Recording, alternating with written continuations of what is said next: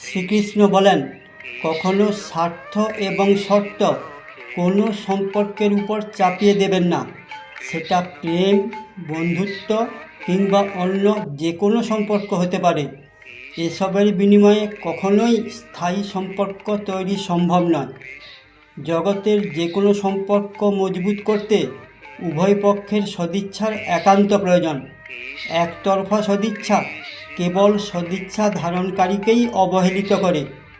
মানুষ সম্পর্কের মূল্য তখনই বোঝেন যখন নিজেই অবহেলিত সম্পর্কের যন্ত্রণায় ভুগতে থাকেন।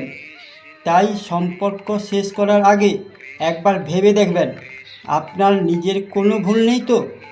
যেখানে অনেক চেষ্টা করেও সম্পর্ক টিকিয়ে রাখতে পারছেন না, সেখানে বিদায় জানিয়ে ফিরে আসুন। মনে অন্তত এইটুকু সান্ত্বনা পাবেন, আমি তো অনেক চেষ্টা করেছিলাম। জয় শ্রীকৃষ্ণ।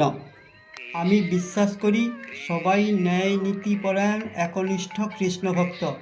তাই লাইক, কমেন্ট, সাবস্ক্রাইব আপনাদেরই উপরেই ছেড়ে দিচ্ছি। রাধে রাধে।